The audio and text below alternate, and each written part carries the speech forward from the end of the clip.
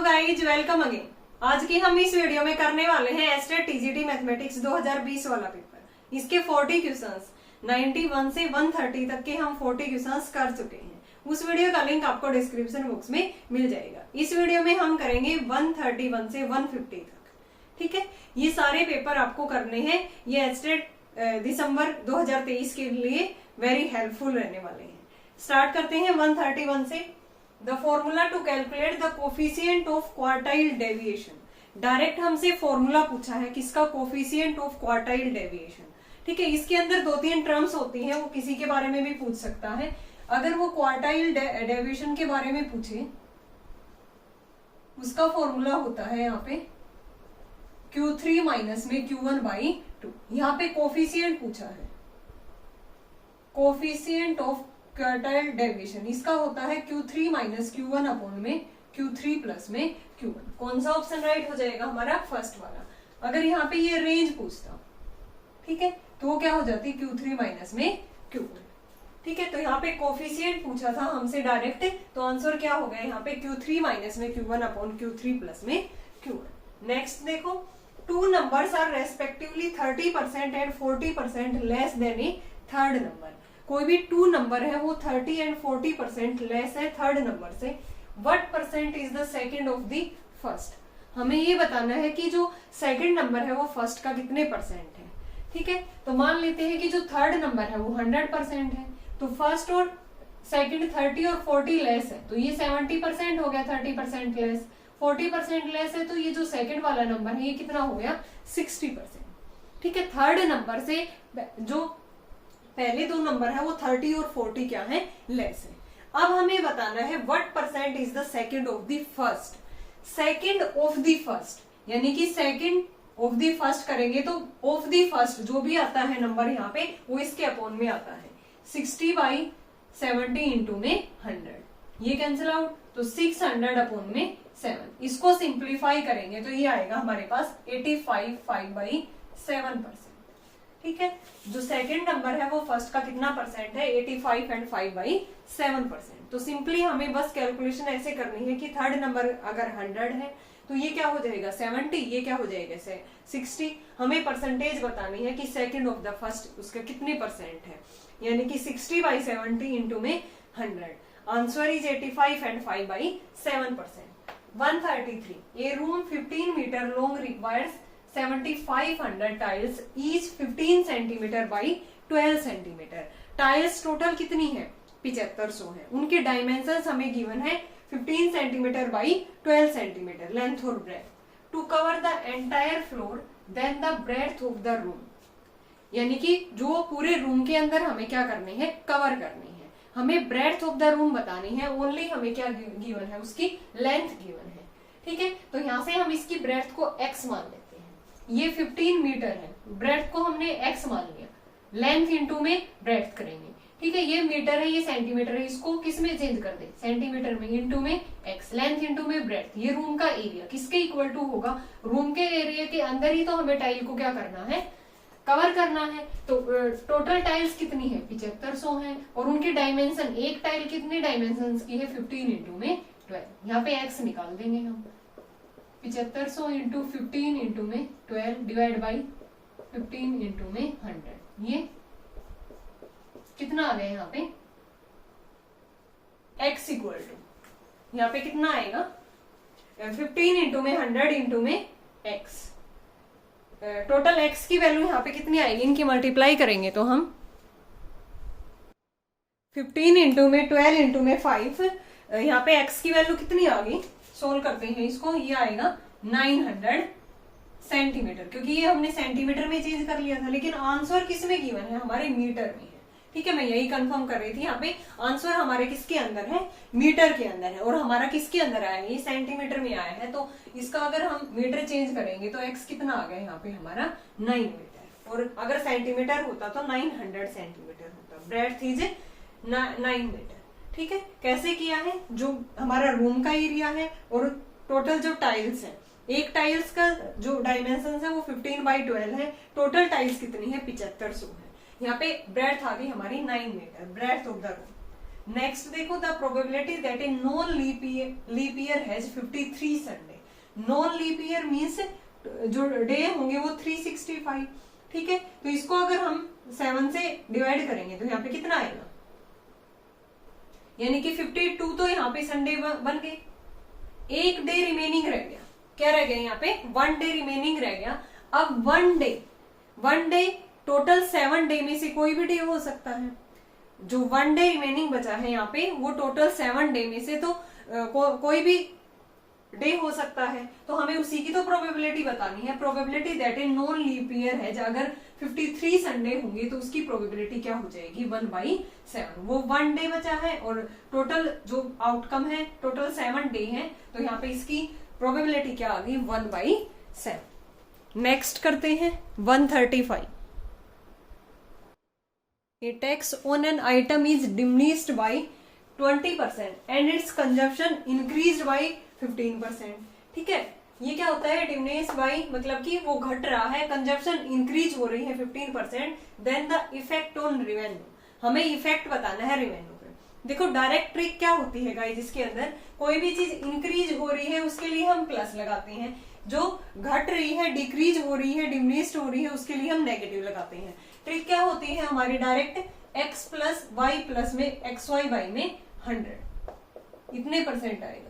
यहाँ पे देखो ये पहले घट रही है तो उसमें नेगेटिव साइन आएगा, फिर ये इंक्रीज हो रही है तो मीन्स y की वैल्यू यहाँ पे पॉजिटिव, फिर इन दोनों की प्रोडक्ट कितनी आ गई 300 अपॉन में 100, ये कैंसिल आउट, यहाँ पे कितना आ गया माइनस का 5 और माइनस का 3 यानी कि माइनस का 8% आ गया, यानी कि 8% क्या हो रही है, वो डिक्रीज हो रही है। ठीक है, रिवेन्यू के ऊपर जो इफेक्ट पड़ रहा है वो क्या है, 8% डिक्रीज हो रहा है। तो कौन सा ऑप्शन राइट हो जाएगा, direct decrease by 8%।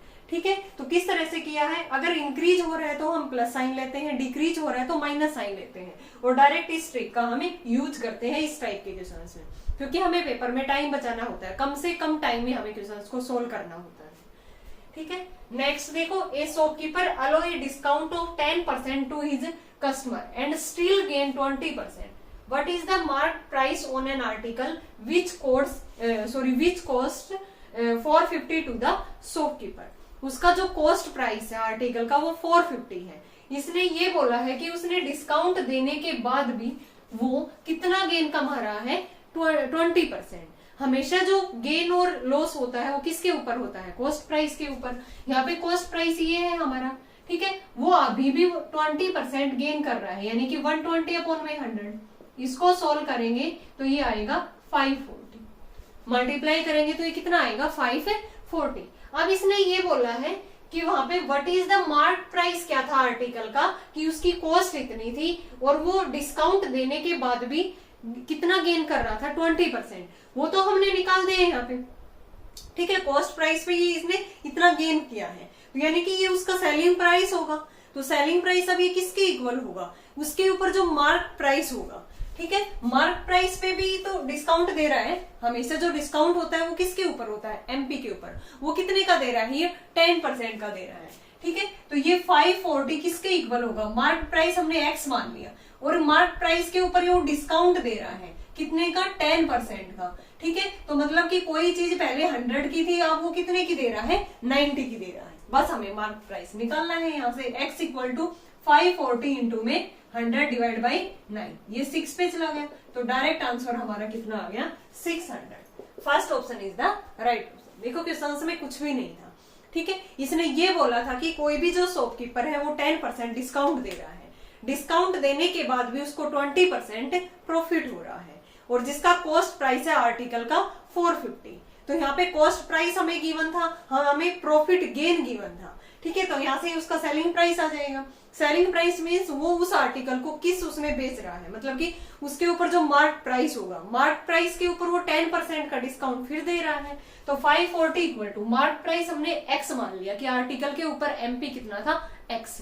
Mark price पे वो डिस्काउंट कितना दे रहा है, 10%, यानी कि पहले वो चीज 100 की थी, अब कितने की है, 90 की है। तो यहाँ से x की वैल्यू कितनी आ गई, 600। नेक्स्ट करते हैं, इफ 1 प्लस में 2x प्लस एक्स स्क्वायर की power n equal to summation r varies from 0 to 2n ar x to the power r, then ar। हमें ए आर यहाँ पे फाइंड आउट करना है। तो ये बाइनोमियल का क्वेश्चन है, ठीक है। तो ये किसका होल स्क्वायर बन रहा है, हमें पता है कि क्या होता है x प्लस ए की पावर n, ठीक है। तो ये ओपन करते हैं तो एन सी आर ए की पावर n माइनस आर, और यहाँ पे क्या होता है x की पावर r या b की पावर जो भी होता है यहाँ पे b to the power r होता है। एन सी आर ए की power n minus R into में x to the power r, ठीक है। अब हमें यहाँ पे क्या गिवन था, ए की पावर, यहाँ पे देखो इसको हम सिंप्लीफाई करेंगे तो 1 प्लस में x का होल स्क्वायर बन रहा है ना, ये x स्क्वायर प्लस में 2x प्लस में 1 है, इसको x प्लस 1 का होल स्क्वायर लिख सकते हैं, ऊपर पावर n है तो ये 2n होगी। तो यहाँ पे n की जगह पे क्या है 2n है, ठीक है। और इसको x प्लस a की फॉर्म में लिख देते हैं। यहाँ पे a की वैल्यू क्या है 1 है, तो ये कैसे ओपन हो गए 2n CR a की पावर, ठीक है। यहाँ पे ये x की पावर होगी, सॉरी x की पावर n माइनस आर और a की पावर r, इस तरह से ओपन होता है। तो 2n CR x की पावर n माइनस आर यानी कि 2n माइनस में r और a की पावर r। यहाँ पे a की पावर कितनी है, a की पावर यहाँ पे कितनी है, मतलब कि a की वैल्यू यहाँ पे कितनी है 1, तो इसका हमें कोफिशिएंट बताना है। इसका हमें कोफिशिएंट बताना है तो वो क्या हो जाएगा डायरेक्ट 2n CR। कौन सा ऑप्शन राइट हो जाएगा, फर्स्ट वाला, कि डायरेक्ट हमें बस यही कंपेयर करके देखना था कि x प्लस ए की पावर जो n होता है वो किसके इक्वल होता है, NCR x की power n minus R into में a की पावर r। तो यहाँ पे ये किसका होल स्क्वायर बन रहा था, x प्लस 1 का होल स्क्वायर बन रहा था, और ऊपर पावर n थी, power to power multiply means यहाँ पे n की वैल्यू क्या है 2n। इसको ओपन करेंगे तो यहाँ पे a की वैल्यू 1 है, तो इसका हमें कोफिशिएंट देखना था, ठीक है। ए आर मतलब कि ये जो हमारी टर्म हो गई है n, तो इसमें जो आगे जो कोफिशिएंट आएगा वो क्या आएगा 2n CR आएगा, क्योंकि हमारा ये इसी फॉर्म का आंसर दे रखा है। तो इसमें कौन सा ऑप्शन राइट हो जाएगा, फर्स्ट वाला। नेक्स्ट देखो, a pot contains 81 litre of pure milk, यानी कि कोई भी एक पॉट है जिसके अंदर 81 लीटर है pure milk. 1/3 of the milk is replaced by, यानी कि 1/3 मिल्क का किससे रिप्लेस किया गया है, by the same amount of water. Again 1/3 of the mixture is replaced by that amount of water. Again उसका 1/3 मिक्सचर का फिर से रिप्लेस किया गया है by that amount of water. What is the ratio of the milk and water in the new mixture? New mixture में हमें milk और वाटर का रेशियो फाइंड आउट करना है। पहले 81 लीटर है टोटल, ठीक है, मिल्क और ये क्या है वाटर है।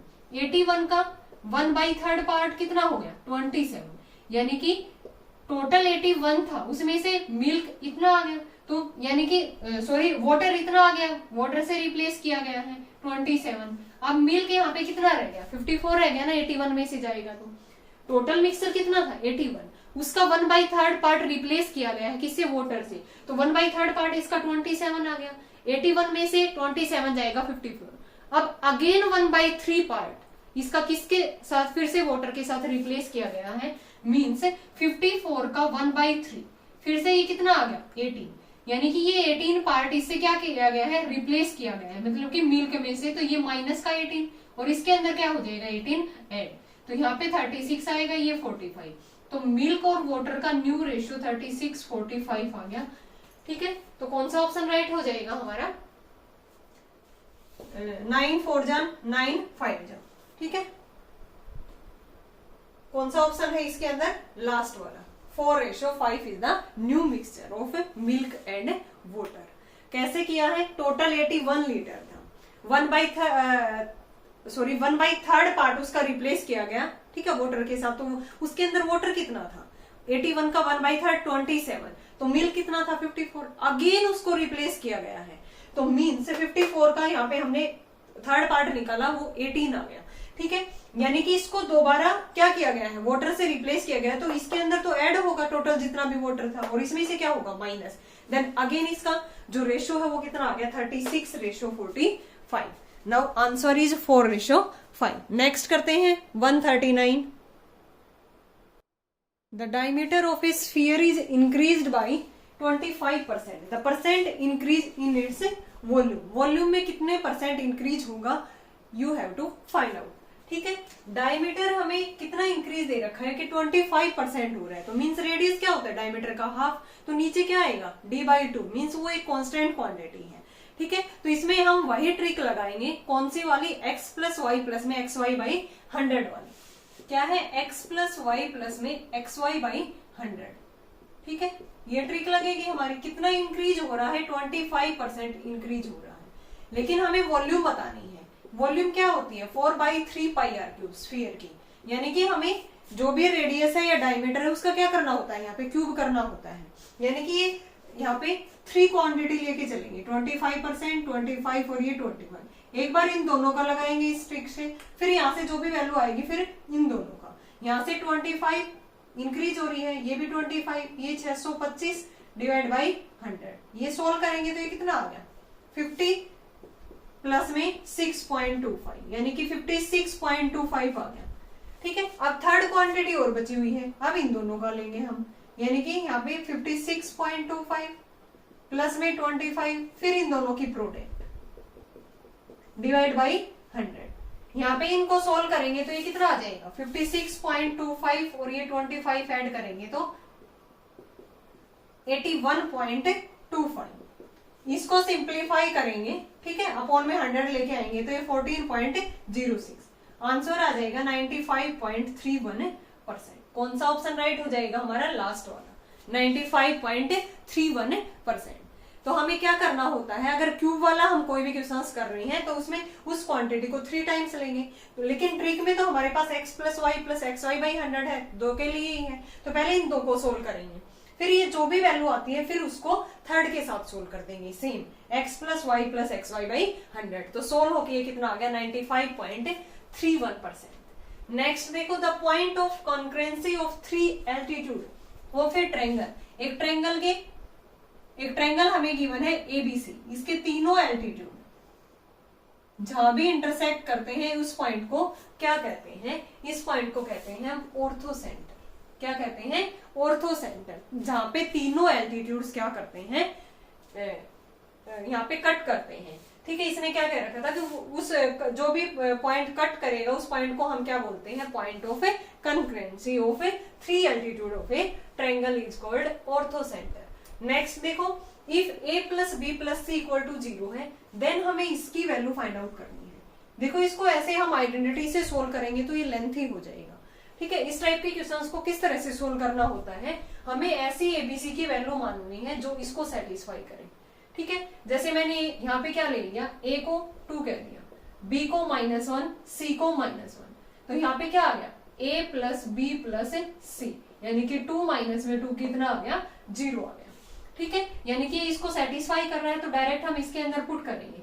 a की 4 मतलब कि 2 की पावर 4 कितना होता है, 16, b की 4 माइनस 1 की पावर 4 1 आएगा, c की 4 मीन्स ये भी 1 आएगा, अपॉन में a स्क्वायर यानी कि 4 इंटू में b स्क्वायर 1 प्लस में b square 1 c square 1 c square 1 और फिर a स्क्वायर 4, ये ऊपर आ गया 18, नीचे 4 प्लस में 1 प्लस में 4, तो यहाँ पे कितना आ गया 18/9, दैट इज 2। Answer is 2। कितना इजी हो जाता है। ठीक है, इस टाइप के क्वेश्चंस को अगर हम आइडेंटिटी से करेंगे पेपर के अंदर तो इतना टाइम कंज्यूम हो जाएगा कि हमारे आगे वाले इजी क्वेश्चंस भी रह सकते हैं। ठीक है, तो इस टाइप के क्वेश्चंस को आपको किस तरह से करना होता है, कोई भी हम यहाँ पे वैल्यू लेके चल पड़ेंगे एबीसी की, जो इस कंडीशंस को यहाँ पे जो भी दे रखी है क्वेश्चंस के अंदर उसको क्या करें, सेटिस्फाई, डायरेक्ट फिर जिसकी वैल्यू पूछी है उसके अंदर हम एबीसी की वैल्यू पुट कर देंगे।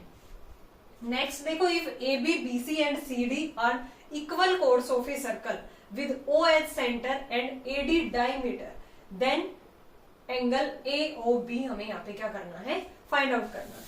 ये कोई भी एक सर्कल है, ठीक है, AB, BC, CD, AB एक कोड है, BC, CD और AD क्या है, उसका डायमीटर है, ये O मान लेते हैं, AB, BC, CD। ठीक है, हमें एंगल AOB ये फाइंड आउट करना है। तो हमेशा जो इक्वल कोड होते हैं ना वो सेंटर पे इक्वल एंगल बनाते हैं, तो ये भी थीटा, ये भी थीटा, ये भी थीटा, तीनों एंगल का सम कितना होगा, 3 थीटा हो गया 180, तो थीटा हमारा कितना आ गया 60। यही तो हमें फाइंड आउट करना था एंगल AOB, तो ये कितना आ गया 60। तो हमेशा ध्यान रखना है इस टाइप के क्वेश्चंस में जो हमारे इक्वल कोड्स होते हैं वो सेंटर के ऊपर इक्वल एंगल्स बनाएंगे, तो ये भी थीटा थीटा थीटा तीनों लीनियर पेयर बना रहे हैं, स्ट्रेट लाइन बना रहे हैं, तो 3 थीटा क्या हो जाएगा 180, angle theta is 60 degree. Next करते हैं 143। The coordinates of the orthocenter of the triangle formed by the lines 2x square minus 3xy plus में y square equal to 0। हमें ऑर्थो सेंटर के कोऑर्डिनेट यहाँ पे फाइंड आउट करने हैं। एक लाइन हमें गिवन है 2x स्क्वायर माइनस में 3xy प्लस में y स्क्वायर इक्वल टू 0। पहले x स्क्वायर से इसको डिवाइड कर देते हैं, ठीक है। तो यहाँ पे कितना आ जाएगा, x स्क्वायर से डिवाइड किया तो ये प्लस में y square by x square equal to 0। अब ये इक्वेशंस बन गई हमारी इस टाइप से, तो यहाँ पे पुट कर देते हैं y बाई एक्स को t पुट कर दिया मैंने, ठीक है। तो यहां से क्या आ गया t का स्क्वायर माइनस में 3t प्लस में 2 t square minus 3t plus 2 equal to 0। इसके फैक्टर करेंगे तो क्या आएगा t square minus 2t minus में t प्लस में 2 equal to 0, t minus 2 equal to 0।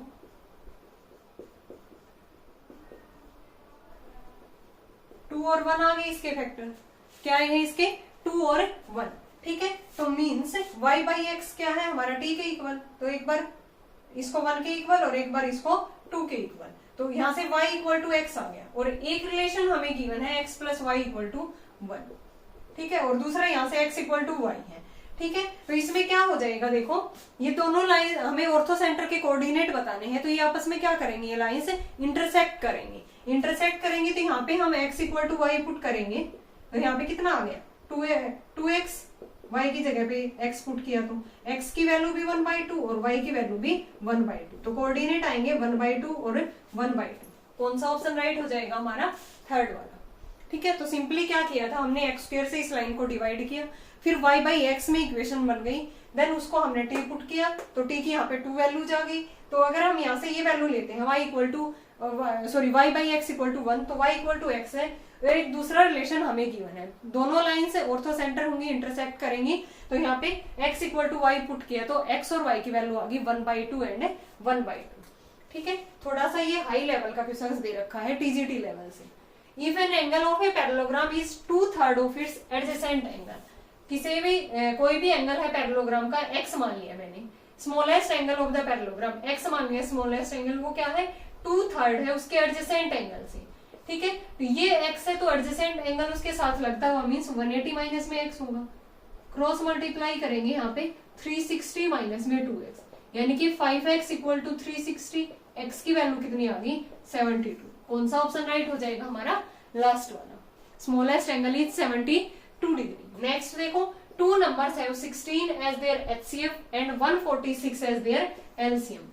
HCF तो दे रखा है 16, LCM दे रखा है 146, then one can say that many such pair of number exist, only one such pair of number exist, no such pair of numbers exist, only two such pairs of numbers exist। यानी कि जिनका HCF 16 हो, LCM कितना हो 146 हो, तो ऐसे कोई भी पेयर एग्जिस्ट नहीं करेंगे जिनका HCF 16 आए, फिर उनकी प्रोडक्ट कितनी आ जाए 146। तो कौन सा ऑप्शन राइट हो जाएगा इसमें, no such pair of numbers exist. Next देखो, डायरेक्ट फॉर्मूला पूछ रखा है, interior angle of a regular polygon, sum of interior angles of regular polygon is n-2 into में 180। बट यहाँ पे हमसे एंगल पूछा है तो उसको टोटल n से भी क्या करेंगे हम डिवाइड, ये तो सम आ गया ऊपर और n से डिवाइड करेंगे तो क्या आ जाएगा, interior angle of a regular polygon is n-2 into 180 upon में n। नेक्स्ट करते हैं 147। Perimeter of A square is 24√2 centimetre. Diagonal हमें फाइंड आउट करना है। पेरीमीटर क्या होता है 4a, वो हमें गिवन है 24√2 सेंटीमीटर, देन a क्या आ जाएगा यहाँ पे 24√2 divide by 4, that is 6√2, a आ गया 6√2 centimetre. Side of the square, अब हमें डायगोनल बताना है। डायगोनल क्या होता है स्क्वायर का, ये a है, ये a है, ये क्या होता है √2a, तो √2a, a की वैल्यू क्या है 6√2, तो 6 इंटू में 2 कितना आ गया यहाँ पे 12 सेंटीमीटर। डायगोनल क्या आ गया हमारा 12 centimetre. Fourth option is the right option. हमें गिवन क्या था इसके अंदर, पेरीमीटर। पेरीमीटर क्या होता है 4a, a की वैल्यू आ गई 6√2। नाउ डायगोनल होता है √2a, सो 12 सेंटीमीटर।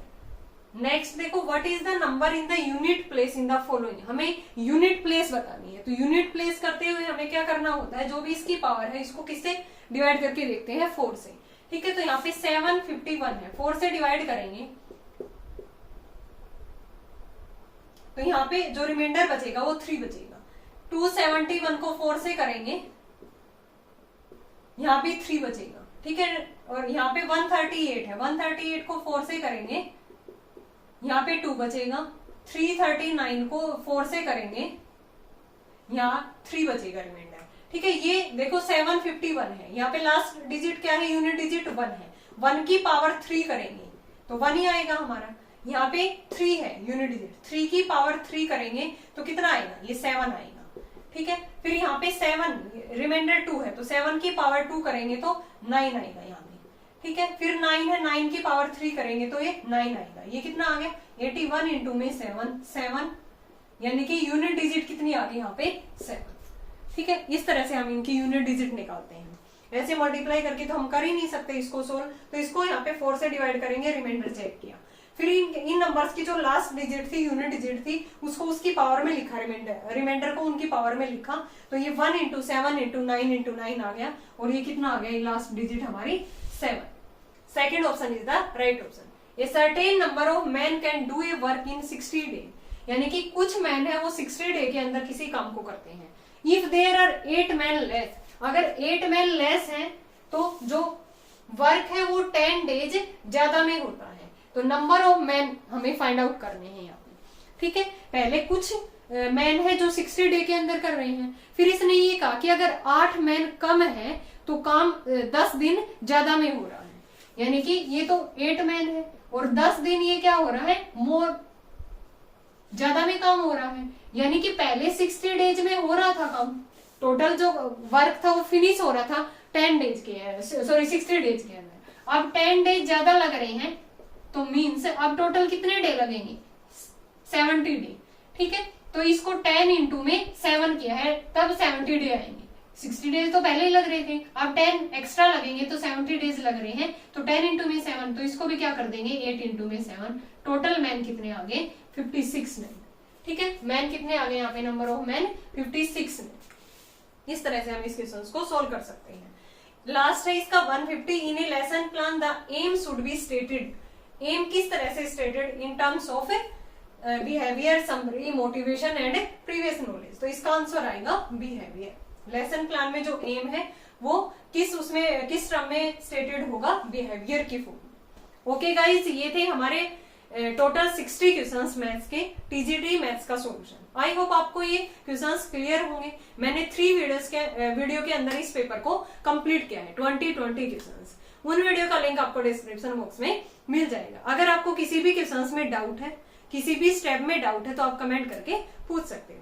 नेक्स्ट वीडियो में हम करेंगे 2021 वाला पेपर, एस्टेट टीजीटी मैथमेटिक्स। हमारे पास 2 पेपर और बचे हैं, 21 वाला एंड 22 वाला। उसके बाद हम करेंगे पीजीटी मैथमेटिक्स। तो आप साथ साथ इन प्रीवियस ईयर की प्रैक्टिस जरूर करते रहिए।